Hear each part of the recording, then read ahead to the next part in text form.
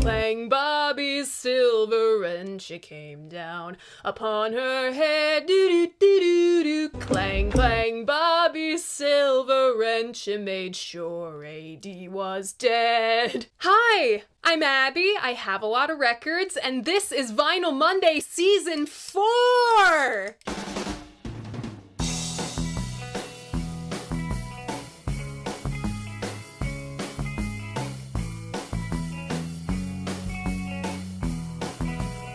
Well, now I see why Bob was clanking Tiny Wrench against his mic and not his hand, because now my hand is sore. So welcome back, or welcome if this is your first time here. Vinyl Monday is the who, what, when, where, why, and how do I feel about classic albums in my collection. If deep dives aren't your thing, don't worry. I also do Vinyl Monday in 60 seconds here on my channel, over on my Instagram, as well as TikTok. Welcome everyone to Vinyl Monday Season 4! Thank you, no really, thank you. I know, wonderful, great stuff. Everybody settle down, please. Hey, hey, hey! This has already grown so far beyond the scope I'd ever imagined. I truly do not know where we're going from here. I'm along for the ride just as much as you are. And we all have a new journey to be on together. Real Life Layla is back from the dead. I've retooled my website into a place where every week you can read my album reviews as well as watching the full Vinyl Monday episodes. It's a new experience for us all. You can also stream full episodes of the Dolls podcast on my website. Emma wrote our latest about actress and lifestyle queen Jane Asher. I knew very little about Jane before this. I certainly didn't know about her cookbooks. You can hear all about Jane's career and time with the Beatles on the Dolls podcast, available wherever you stream your podcasts. Finally, speaking of podcasts, the Dolls Pod has crashed Vinyl Monday favorites, losing my opinion. This is my third time on the show, and Emma's first. It is sure to be a blast. Keep your eyes peeled for that. For the first album of the new season, I wanted to finally dive into an event I've crossed paths with on this series a couple times before. It was first mentioned way back in the Basement Tapes episode in, I believe, Season 1, and again in the Blood on the Tracks episode in Season 2. I haven't covered Dylan since taking another stab at Blonde on Blonde in Season 3, so let's give the bard the spotlight he deserves. This week's album, the first of Vinyl Monday Season 4, is Bob Dylan, Desire. Congrats to those who guessed this one. Remember, if you want to play along, all you gotta do is check out my community tab. That's where I post my hints to what next week's album is gonna be. I host polls where sometimes you get to pick what's on the show. I make announcements when I'm places that aren't here, like my podcast. You can find all of that on my channel. Alright, let's take the plastic off. This was my first copy of Desire. I believe it's a US original. What leads me to think this is way down here we have a 1975 copyright date. This is indicative of Desire being slated for a 75 release, but it was delayed until early 76. As for my second copy, this is one of the cooler pieces in my collection. It's from Japan. This is the only Japanese pressing I have in my entire collection, and this sounds amazing. The way this jumps off my turntable, it feels like Bob Dylan and the band, not the band, his band for this. Important distinction. It feels like they're in the room with me. It's got the obi strip and everything. There's an extra insert with all of the lyrics in Japanese. B-roll Abby will be showing you all of that. Now let's talk about this cover art. The Desire art was photographed by Ken Reagan. He worked with the Beatles, the Stones, and Hendrix, and he shot the very beginning of the Rolling Thunder Revue, which we will be talking a lot about today. In this photo, Bobby's wearing a more casual version of his Rolling Thunder getup. A white shirt, black vest, a multitude of scarves, a gray hat, and, quote, Navajo-style jacket. The Desire cover was shot at Plymouth Memorial State Park. Rolling Thunder began in Plymouth, Massachusetts. On the back cover, we have photography by Ruth Bernal and a collage by Carl Baril. This was all designed by John Berg, who also designed Blonde on Blonde. On Desire, of course, we have the man, the myth, the legend, the bard, the troubadour, Nobel Prize winner, whatever you want to call him, Bob Dylan. On vocals, guitar, harmonica, some piano, and co-writer with Jacques Levy. That's right, we have a co-writer on a Bob Dylan record. I never thought I'd see the day. His band consisted of Scarlett Rivera on fiddle, Rob Stoner on bass, Howie Wyeth on drums, and Sheena Seidenberg on various percussion, including finger cymbals and the tambourine. Topping the bill of special guests is Emmylou Harris on harmony vocals. We have Ronnie Blakely and Steve Soules singing the chorus on Hurricane, Luther Ricks on congas, Dominic Cortez on accordion and mandolin, Vinnie Bell plays a Greek folk instrument called a bouzouki, and Mike Lawrence plays trumpet on Romance in Durango with, on guitar, I truly cannot escape this man. Just take a wild f***ing guess. There you go, Eric Clapton. Quoting the liner notes on the insert, Desire could have been produced by Don DeVito. Roll transition.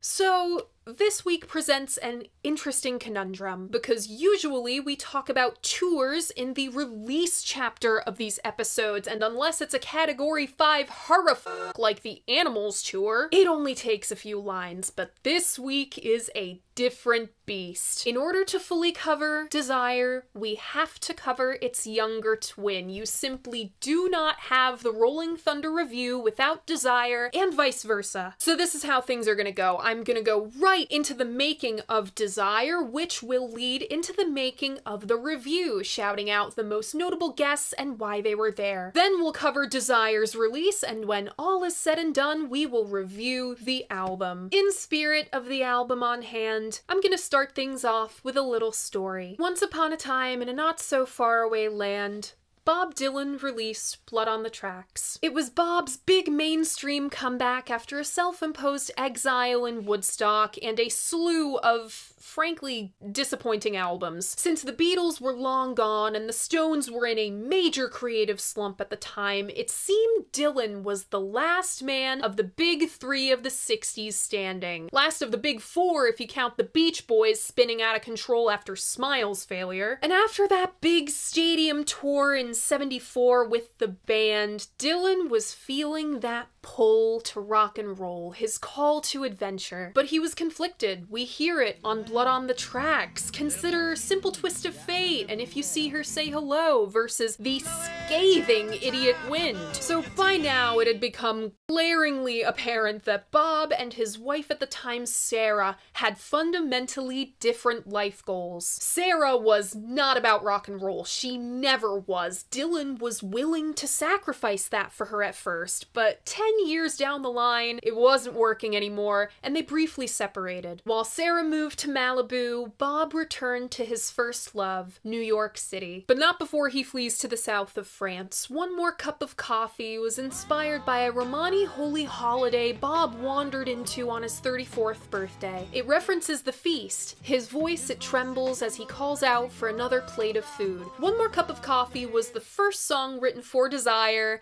and nothing else. Dylan is experiencing good old-fashioned writer's block. When Bobby wound up back in New York, just take a wild guess where he wound up. His old stomping ground, Greenwich Village. At the time, Columbia was working on officially releasing the Basement tapes from back in '67, so Dylan just can't escape his past right now. New York has changed a lot since he left. There's new faces on the scene, like Patti Smith. To get himself back out there, Dylan slips back into his old habits, boozing it up and partying all night at the bitter end. This location is very important to this story. The first of our 5 characters which become crucial to the formation of Desire is Jacques Levy. He's a playwright, director of O Calcutta, and an author. Dylan met him through Roger McGuinn. Levy is shitting bricks when the Bob Dylan asks him to be a co-writer. Quote, "I write the lyrics, I don't write the music," he said.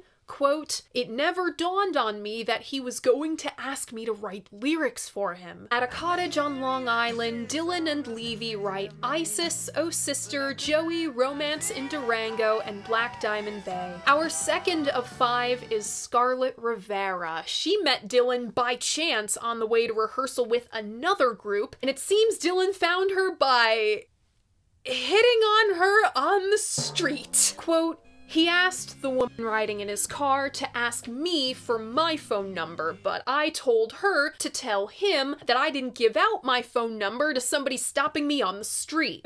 Clearly she forgave Dylan and joined the group. Figures 3 and 4 come hand in hand. Singer Emmylou Harris and producer Don DeVito. Emmylou, a Grievous Angels band alum, was working on her new record Elite Hotel at the time. Dylan sent out a memo that he needed a female singer for his record. Don DeVito connected him with Emmy. And Don was at Columbia in the first place because of a recommendation by Johnny Cash. The Man in Black introduced Don to Dylan. Our 5th and final character exists outside this realm of New York. He exists outside the music business entirely.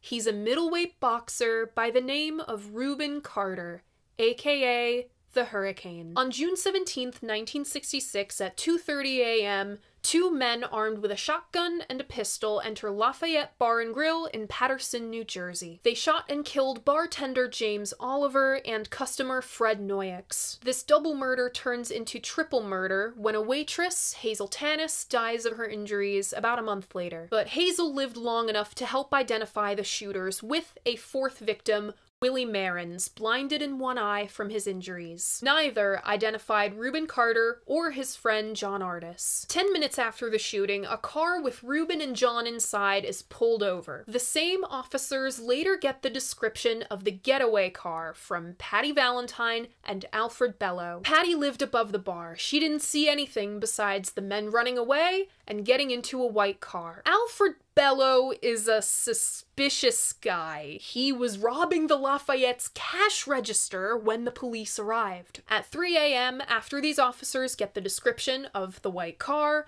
Reuben and John, also driving in a white car, are pulled over again and brought into custody. .32 caliber and shotgun rounds were found inside their car, but they weren't consistent with the rounds found at the crime scene. A gun residue test was not administered, but polygraph tests were. These do not hold up in court anymore, but both men did pass. After 17 hours, they're released from custody. A few months later, authorities figure out why Alfred Bello and his buddy Arthur Dexter Bradley were in the area. Alfred was the lookout, while Arthur broke into a nearby warehouse. When they were brought into custody, both changed their stories and identified Reuben and John as the shooters. Reuben and John are tried in 1967. The defense focuses on unreliable witnesses and forensic inconsistencies. Patty's description of the getaway car might have changed, but this could have come from the defense misreading her interview transcript, which would have been a huge blow to their case. Willie Marins appeared as a witness as well and described the shooters as looking very different from Reuben and John. When all was said and done, an all-white jury convicted both of murder. They did not recommend the death penalty. A few years down the line, in 1974, both Alfred and Arthur retract their identifications. There's an attempt to use this as a basis for a retrial, but a judge denies the motion. Also in 1974, Reuben's book boosts public support of a retrial. Dylan is contacted by Reuben's lawyer for help.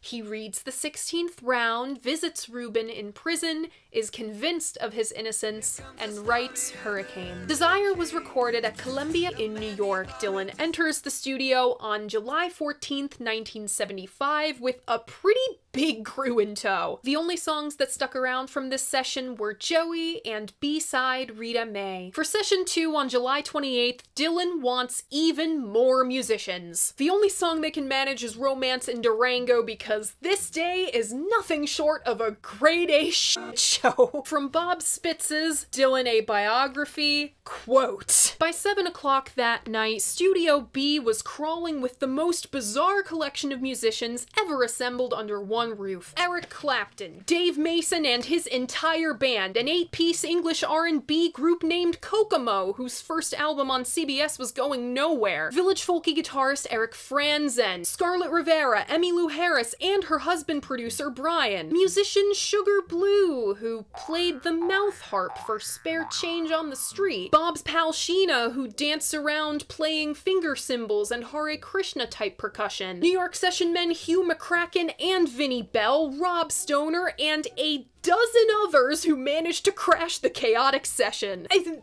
Okay. Obviously, way too many people here to do anything conducive, and it started to show. Dylan's getting distracted, messing up the words, the band is getting frustrated, Levy is silently freaking out in the corner because, quote, this album was going to be his meal ticket, and if the project deteriorated much further, there was a good chance Bob would say f*** it and do an album of rhythm and blues favorites instead of the songs they co-wrote.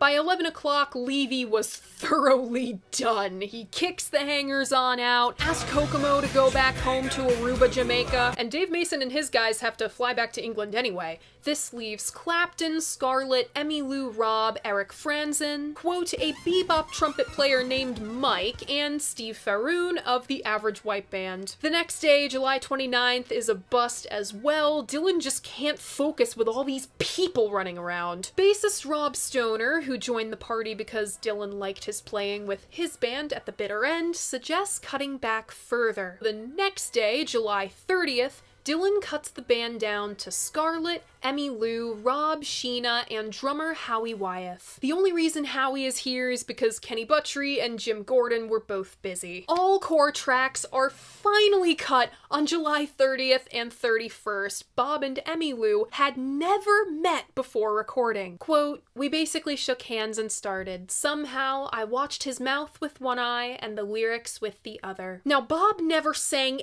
anything the same way twice, and Emmy couldn't think on her feet like, say, Joan Baez could. Since Bob and Emmy were sat next to each other, there was a fair amount of mic bleed. Emmy couldn't just go back in and punch in her mistakes like you normally could if you were a backup singer. If that was the take, that was the take, and there was nothing you could do about it. This is Bob Dylan in 1975, and you can't tell him shit. Then Jacques Levy goes and invites the Gallo family to listen back to Joey about mobster Joe Gallo. This would have been fine had Don DeVito not invited his brother that day. The head of the Brooklyn Police Department Anti-Crime Squad. And he brought all of his friends who were all cops. You can't make this shit up! Attempted recordings of Hurricane took place on July 28th and 30th. This version accused Alfred Bello of robbing the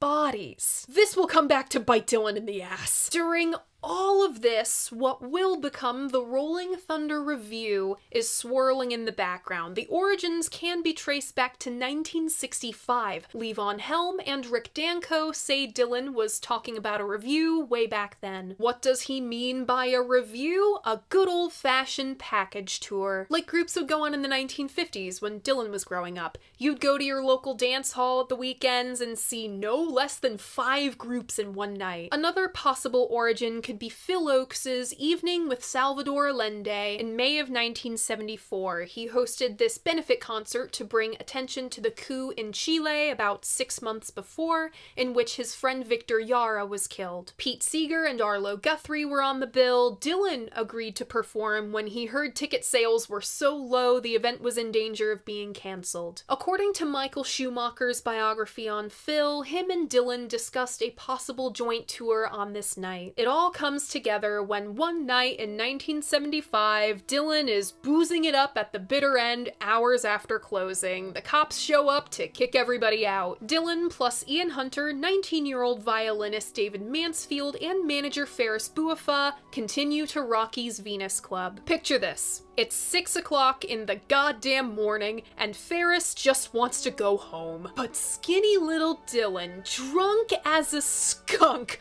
grabs him and starts ranting about a bus tour around the Northeast with no promotion at all, and he doesn't want agents involved. Nobody's gonna make any money off this thing or have any control over us. I want you and Don to handle everything. Quote, somewhere during the last couple shots of tequila, Bob Dylan had gone off the deep end. Ferris writes it off as drunk Dylan behavior, but to his horror, Bob shows up the next day, stone cold sober and asking about this tour. He wants Joan Baez, Ramblin' Jack Elliott, Scarlett Rivera, Roger McGuinn, and Patti Smith on the bill. We could have had a pre-Horses Patti Smith? Yes! Bob also wanted it to be a traveling carnival with a circus tent. This is sounding an awful lot like nobody knowing what Get Back was supposed to be until a week before Get Back. Ferris is having a hell of a time putting this thing together. He just can't convince Columbia execs that yes, Bob is serious about this. He wrote a full proposal with venues, engineers, promoters, hotels, ticket companies, even the bus company. But when it came back down to him from the execs, the only note was, quote, bullshit. This will never happen. As if by divine timing, Ferris bumps into an old friend of Dylan's, Bob Neuwirth. There are so many Bobs in this story. Neuwirth makes serious headway on the Revue where Ferris just couldn't. Ronnie Blakely was added to the bill after Rob Stoner saw her singing at the bitter end. The final band lineup consisted of Scarlett, Rob, and Howie, plus Steven Souls, David Mansfield, Luther Ricks, and Mick Ronson of the Spiders from Mars! Louis Kemp, an old friend of Dylan's, is hired to manage. But Louis is out of his element, not well liked, and in way over his head, so he hires Barry Imhoff as his second in command. Barry met Bob during the 1974 tour when Barry was still one of Bill Graham's guys. But Barry's only experience as tour manager was for George Harrison's Dark Horse tour, which, unbeknownst to Louis, was kind of a disaster. To add insult to injury, Bob can't oversee Rolling Thunder rehearsals as he's busy preparing for the World of John Hammond special, which he removes some of the band from rehearsals to play, so they're only running through the show with like half the guys who are gonna be on it. This meant that Levy seriously underestimated the runtime. The first full run-through of Rolling Thunder took 8 hours. It was cut down to 4. Allen Ginsberg and Cindy Bullins were axed completely. Everybody else's sets get significantly trimmed down. Bob Neuwirth got 1 song, while Ronnie Blakely got 2, and she was not happy about it. At some point, because I don't know if you forgot, there's an album being made right now, Columbia execs finally hear the first version of Hurricane. Their lawyers do some basic fact-checking and find out Alfred Bello did not rob the bodies. He robbed the cash register. Big difference. Engineer Don Meehan said, quote, I got this call from Don DeVito telling me, you've got to get those tapes out and erase them. I said, I can't do that, man. He said, you've got to. Everything with Emmylou on Hurricane. So Columbia feared damage to Emmylou's reputation and not Dylan's, which is so funny to me. The rewritten lyrics said, I was only robbing the register. I hope you understand. On October 24th, just about a week before the Revue is set to go on tour, a whole session is dedicated to re-recording Hurricane. According to Don Meehan, it was Dylan who demanded the whole thing be re-recorded instead of overdubbed. Much of the album, Hurricane, Isis, One More Cup of Coffee, Oh Sister, Durango, and Sarah, debuted at the first night of the Rolling Thunder Revue, October 30th, 1975. Now, part of Rolling Thunder's ethos was focusing on playing small venues over big stadiums. They had the star power to do it, but it went against Rolling Thunder's traveling circus ethos. pathos. Bury Him Off landed the Plymouth Memorial Auditorium for a cool $250 to calm everybody's nerves that night. Tour hairdresser slash mix wife Susie Ronson encouraged the band to do their own makeup. It's Cabbage Night, everybody's feeling mischievous. Cue Dylan's iconic white face paint. As word of mouth spread, the venues got bigger. They went from struggling to sell out the Palace Theater in Waterbury to selling out a 10,500 person venue in New Haven. All the while, Dylan is trying to make this Ronaldo and Clara film, but he has no idea what he's doing. Reviews of Rolling Thunder were overall pretty good. Dylan is refreshed and playing with a ferocious energy, injecting new life into his standards. Joni Mitchell loved her guest appearance in Connecticut so much that she joined the rest of the tour. Response to her was lukewarm because she wouldn't play her hits, she was playing her new stuff. In fact, she debuted Coyote, the song about Rolling Thunder, at a party at Allen Ginsberg's house. In retrospect, Rolling Thunder was a morale boost. America had a weird few years after Nixon's resignation, Gerald Ford's botched pullout of Vietnam, the fall of Saigon, and later described Rolling Thunder as, quote, an anti-corporate return to the days of traveling tricksters, medicine shows, and carnivals. Who isn't a sucker for nostalgia? Who's more 1960s than Bob Dylan, singing with Joan Baez for the first time in 11 years, no less?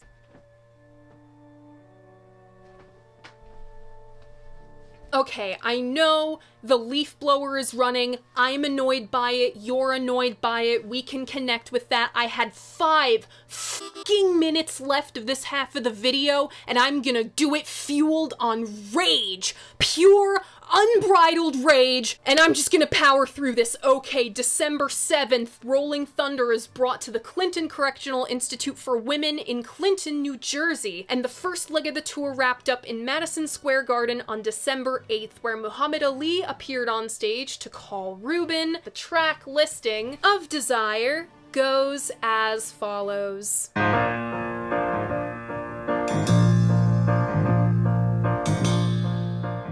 Opening up side 1, we have Hurricane, followed by Isis, then Mozambique, next One More Cup of Coffee with the subtitle Valley Below, and side 1 closes with Oh Sister. Opening up side 2, we have Joey, followed by Romance in Durango, then Black Diamond Bay, and the album closes with Sarah. Desire was released in January of 1976, and fiddle-dee-dee! Bobby got in a world of legal trouble over Hurricane. While he did change the line about robbing the bodies, he did not change the line about Patty Valentine, and she sued over her appearance in the song. The lyrics state she saw the bartender lying in a pool of blood. She did not, she only saw the getaway car. According to her case, Hurricane made her out to be part of the conspiracy against Rubin Carter. So you agree? There was a conspiracy against Rubin Carter. Ergo, we got Bob Dylan being Bob Dylan, but in a court of law, which is maybe not the best place to be Bob Dylan. Just listen to how he fucks with this poor attorney. When asked, quote, in stanza line 9-2, the trial was a pig circus. Are you referring to policemen there? Dylan replied, no, I don't write many songs with a collaborator, so I don't remember who wrote on this. Wouldn't you remember if you don't write with many co-writers? I don't know. Anyway, the trial was a pig circus would mean most likely that it was a spectacle, you know, for show, some type of abomination in a courtroom. I really couldn't tell you exactly what it means literally. When asked what do you mean by the first line, all of Rubin's cards were marked in advance, Dylan says, well, there again, you'd have to read up to verse 8 to see that that would make sense. Or be the truth. Attorney goes harder. What do you refer to? I am asking you what you mean by that. Dylan gives him the runaround. Well, cards being marked in advance is someone who knows what someone else is holding, you know, by the way they deal out the deck. by certain cuts on the cards or certain ways of marking them so it would be evident to one person and not to another. And they just go in circles about this for like 3 more minutes. Hurricane was released as a single in the US and UK. It charted the highest in France, and it was a disco hit. Mozambique got the single treatment too. In the hubbub of the first half of this video, I completely forgot to tell you that Sarah Dillon was present while Sarah was recorded, and somehow the song succeeded in winning her back. Aside from that small win, the second leg of the Rolling Thunder Revue was cursed from the start. This thing was just bleeding money. Turns out booking big artists for little venues doesn't turn much of a profit. Who would have thought? So what do you do to appease your investors? You book bigger venues in hopes of seeing some kind of return, but in doing that, the anti-corporate charm of Rolling Thunder was lost and ticket sales dwindled. Booking the Houston Astrodome for the Reuben Carter benefit show was a supreme blunder. It seems Dylan's people vastly overestimated his popularity in Texas. Stephen Stills played and rubbed everybody the wrong way by breaking the don't bring your own band rule. The second leg plods along through the spring until April 9th, 1976.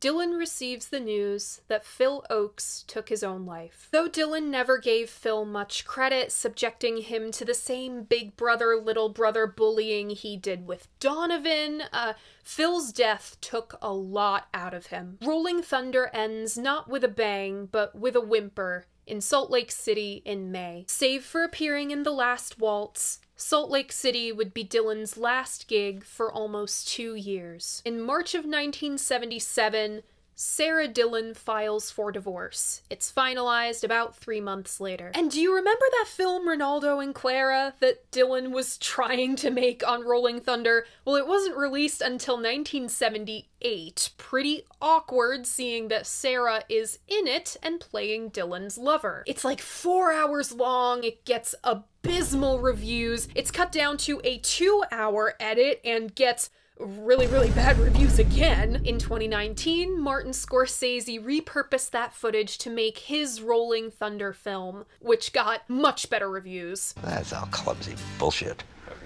You know, I'm trying to get to the core thing. To the core of what this Rolling Thunder thing is all about, and I don't have a clue. I don't remember a thing about Rolling Thunder. Okay. I mean, it happened so long ago, I wasn't even born. Now, Reuben Carter was awarded a retrial in 1976, but things aren't going so great for him either. Public support for Reuben wanes after Carolyn Kelly, who raised his bail fund in '76, alleges he beat her over a hotel bill on a fundraising trip. Alfred Bello had unretracted his 1967 testimony. A polygraph test determines he was telling the truth. Again, polygraph tests don't hold up in court anymore. However, one of the test admins says that Alfred said that he was inside the bar at the time of the shooting, which is a completely new revelation. Arthur Bradley refused to cooperate and was not brought back as a witness. William Marins died back in 1973, so he couldn't be brought back as a witness. Despite new information indicating that Patterson police tried to pressure a Reuben associate into testifying,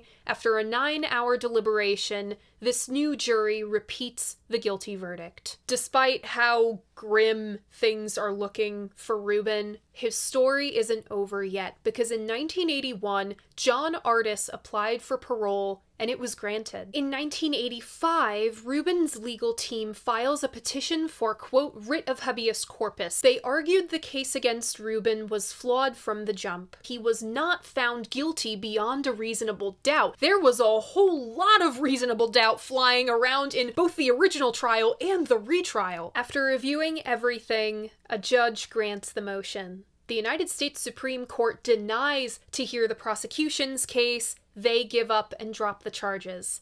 That November, 19 years after the shooting, Reuben Carter was a free man. He became a Canadian citizen and a motivational speaker. He served as executive director of the Association in Defense of the Wrongly Convicted. From what I can gather, this is kind of the Canadian equivalent of our Innocence Project. In 1999, the film The Hurricane is made, starring Denzel Washington as Reuben Carter. Reuben passed in 2014. As for Desire as a whole, it's remembered as, well, outside of Hurricane, it's not really remembered at all. So, what do I think of Desire?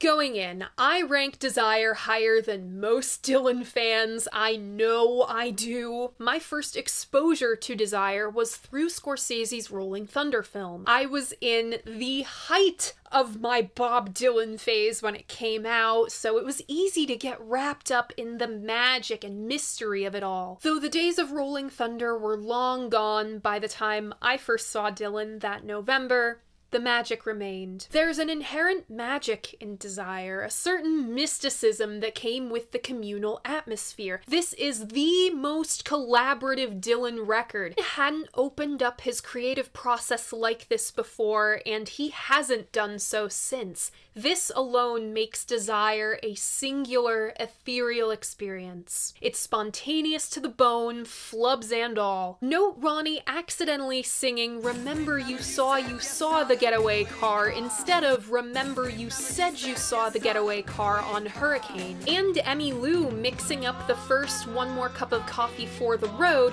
with "One More Cup of Coffee 'Fore I Go." Let's kick this off with some album title analysis. What is Desire? Desire is this strong want that you feel in your soul, a wanting or wishing that can drive you to doing some truly insane things. See Eric Clapton's desire for his best friend's wife, which drove him to making an entire album for her and blowing up his entire life in the process. What did Bob Dylan desire? Adventure. Like Odysseus, Treasure Island's captain, and Robinson Crusoe embarked on, the adventure of myth. Exoticism permeates Desire, the congas on Hurricane, finger cymbals on One More Cup of Coffee, Dylan's best attempts at Spanish and French, and of course, Scarlett Rivera's fiddle. Scarlett was the sorceress of Rolling Thunder, the tarot card reading, fortune-telling, dark-haired, racially ambiguous lady we see over and over again in 19th century painting. Think Jerome, Delacroix, Ingres, a mythical vision of the other. In a lot of ways, Scarlett is Desire. Her contributions are so much of what sets this album apart from the others of Dylan's classic period. What else did Dylan desire? The rock and roll lifestyle and life on the road. Rock stars were American pop culture outlaws when Dylan was growing up. See Elvis the pelvis in his blue suede shoes. Desire seeks to romanticize and redeem the outlaw. Bonnie and Clyde in Romance in Durango, the good mobster trope, Joey, and, of course, Hurricane. Dylan's crusade to vindicate Reuben Carter. It's regarded among Dylan's finest storytelling, and this is because he frames Hurricane's story like a scripted drama playing out before the listener's eyes, where Reuben is the only man among actors. Everyone else in Dylan's story is already aware of Reuben's fate but him. All the cards were marked in advance. It even reads like a movie script or stage blocking. Pistol shots ring out in the barroom night. Enter Patty Valentine from the upper hall. She sees the bartender in a pool of blood and cries out, "My God, they've killed them all!" Then the Greek chorus title card. Here comes the story of the hurricane. The movie imagery makes sense given Dylan's futile efforts to make Ronaldo and Clara. He introduces every character with intent. Patty Valentine as his ingenue, the shady Alfred Bello moving around mysteriously. Dylan paints his hero Reuben out to be quite virtuous, the David in this Goliath story. He could take a man out with just one punch, but he doesn't like to talk about it all that much. I'll be honest. Given all the inconsistencies between the original investigation, the trial, and the retrial, I don't think we'll ever know who did it. There is just as much evidence incriminating Reuben as there is evidence exonerating him, and whatever truth has been clouded by inconsistency and this apparent plot to frame him. Dylan mentions the Huff riots in the song, inferring Patterson police wanted to make an example out of a prominent black man in the community. Dylan straight up accuses the cops of pressuring Alfred and Arthur into changing their stories and accuses both of perjury to save themselves.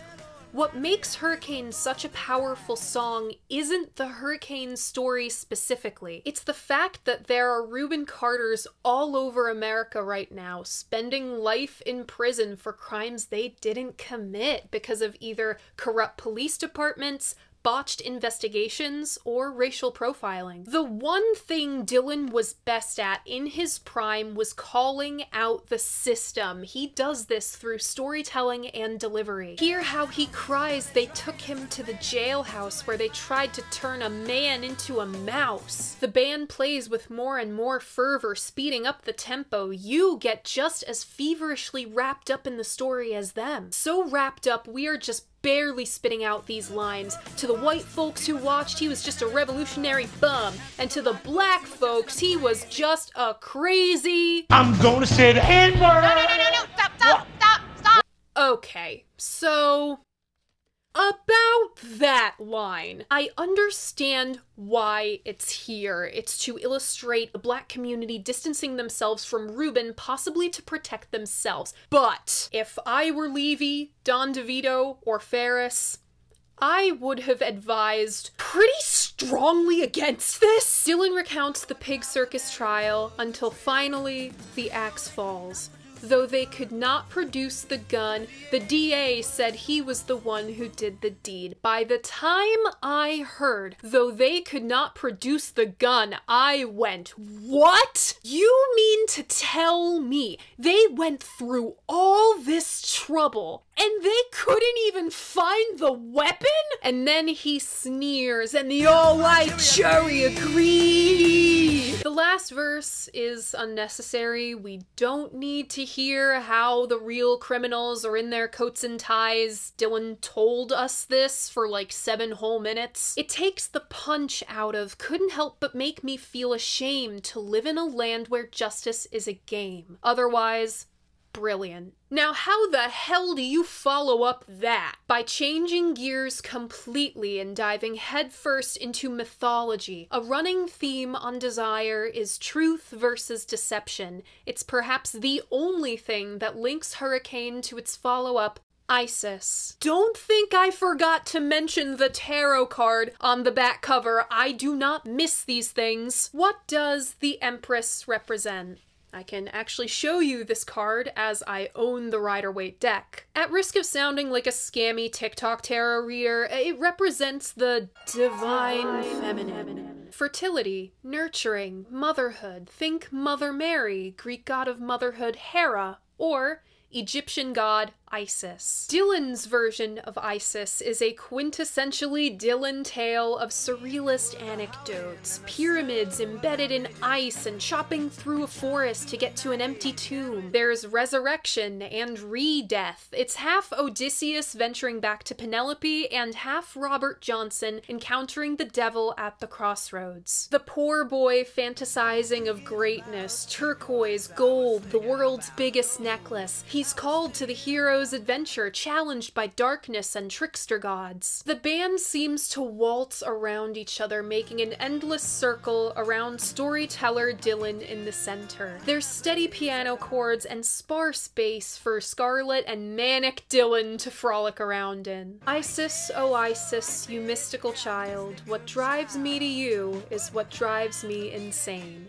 That is Desire. Mozambique is our first appearance of Dylan's companion in travel, Emmylou Harris. This is my least favorite vocal performance of hers on the album. One of my pet peeves is singing in cursive. Where are you? And I'm so sorry. I cannot sleep, cannot dream tonight. I find it grating, but I love her ad-libbing freely behind the country-tinged fiddle. Desire is quite a romantic album. There's a wistful longing for paradise, couples dancing cheek to cheek, and faraway lovers. Their chemistry is much improved for One More Cup of Coffee. In atmosphere and music, it transports the listener to another world. Rob Stoner's accidental bass solo, which he played to kind of buy Scarlett some time. The band started before she was ready and she was caught off guard. It's the quiet, contemplative, and mysterious introduction into this smoky night. There's feasts and sword throwing and nomadic people, fortune tellers, and coffee. You could practically fill out a fucking bingo card. It's kind of reductive. Our narrator falls for a mysterious young woman in tune with whatever is beyond us. The women in her family see the future, and there's a certain heaviness about her as she knows something we don't. Her heart is like the ocean, mysterious and dark. One More Cup has Scarlett's finest and most tragic playing, particularly through the last verse. The finger cymbals are like twinkling stars in the blue night. You can practically smell the incense off this song. Emmylou's soft cut through the fog. She's playing the ethereal, dark-haired princess. Dylan throws these almost Arabic-sounding runs in to varying degrees of success. This is Bob Dylan we're talking about here. The women in Desire exist just beyond the tangible. Isis isn't about Isis, it's about the journey to her. The princess in One More Cup isn't loyal to her lover but to the stars above. The subject of Oh Sister is equally withholding. I've heard this is a possible response song to Joan Baez's Diamonds and Rust. You brought me something. It would make sense, as the line between friends and lovers is quite blurred. Oh sister, when I come to lie in your arms, you should not treat me like a stranger, versus, oh sister, am I not a brother to you? Not even the narrator knows to make of this situationship. The duet between harmonica and fiddle is stunning. It's an earthy, old-timey American combination. You can't really tell where one ends and the other begins. They sway hand in hand, heads upon each other's shoulders. This is also a standout Emmylou performance. Her harmony is perfectly suited, her delivery cautious yet impassioned. I'm gonna be real, Joey is the dud of Desire. It's the third slow song in a row. It's unnecessarily long. It's such a downer to open side B on. And I get what Dylan was trying to do with the whole virtuous mobster thing and how it's a foil to Hurricane, but Dylan chose the wrong mobster to make a martyr out of. Lester Bangs tore Dylan to shreds for writing a sappy, romantic ballad about Crazy Joe. I concede it's a fine enough song if you don't think about it being about a real person. Moving on. We venture from Little Italy to Mexico with Romance in Durango. There's accordion, booming drums, swaying bass, classical guitar. Some birdsy electric guitar shoulders its way in, a possible nod to Roger McGuinn. This song was no doubt inspired by Dylan's experience filming Pat Garrett and Billy the Kid. It's basically Pat Garrett in song form. It was filmed in Durango and everything. This is the most convincing Dylan and Emmy duet on the album. You can hear the chemistry. They're looking deep into each other's eyes as they sing, like they've been on the run with each other, passing a bottle of tequila back and forth as Dylan serenades her. Dylan is completely caught up in the atmosphere, throwing in these mariachi-style accents. That's how you know he's truly comfortable. He gets playful. Then something bizarre happens. Something I've never heard on a Bob Dylan record. There is a crossfade between Romance in Durango and Black Diamond Bay. I know this was probably done to save room on the physical disc, we just wasted 12 minutes on Joey. In my mind, this accidentally linked the narratives of Durango and Black Diamond. I imagine Magdalena fled to a French Caribbean resort after her lover was shot down, where she eventually met her demise in an earthquake. This narrative is so shrouded in deception, surrealism, and mystery that I have no idea what this is about. It seems Dylan didn't either, he only played it once. Emmy exits the world of Desire after Black Diamond. This is the last we hear from her. At the conclusion of the record, we discover what our wanderer has been looking for, or perhaps what he's been running from. Sarah is unlike any other song in Dylan's catalog. No characters, no nothing, it's just a man standing before his divine woman and begging her not to leave him for one last time. The Scorpio Sphinx in a calico dress, so easy to look at, so hard to define, glamorous nymph with an arrow and bow. She's mysterious and dark just as much as she is a partner and trusted confidant. Dylan passionately recounts the good times. I can still hear the sounds of those Methodist bells.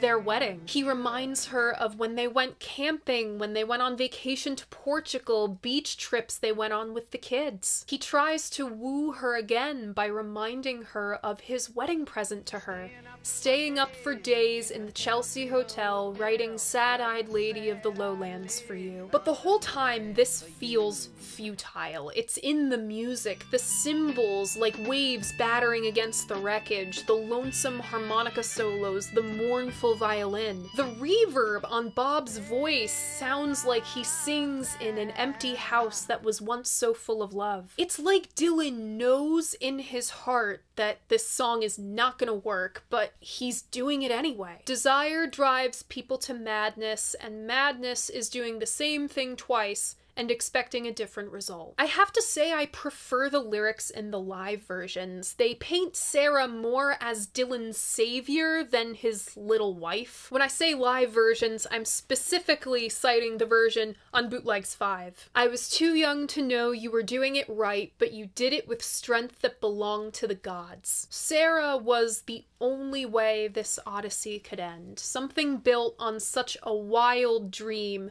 could never last. The modern mythical outlaw adventure is rock and roll. Dylan spent nearly a decade in self-imposed exile, and once he got a taste of the outside world he deprived himself of for so long, he craved more. So he spun up his own odyssey in the form of the Rolling Thunder Revue, a rotating cast of circus characters existing outside the confines of time and space. It was just as eclectic, muddled, and dreaming as the album Rolling Thunder came from. Desire is unlike anything else in Dylan's catalog. It's communal and swirling, yet withdrawn. Its virtuosity and deceit, dreams versus reality, making men into mice and martyrs and women into exotic jewels to collect, and there's a whole lot of romance. Though the Empress shows up over and over again, I see Desire more as the Fool. It's both the beginning and the end of the innocent's journey. High dreaming, high scheming, folly leading you astray. Questions without a care to answer. Who was that man buried in the icy tomb? Are you not a brother to your sister? Was it me who shot him in the cantina? What does all of this adventuring mean to me? What am I running from? The past or the future? Who am I? What do I want? In my heart of hearts, what do I desire? The Fool card is the call to journey,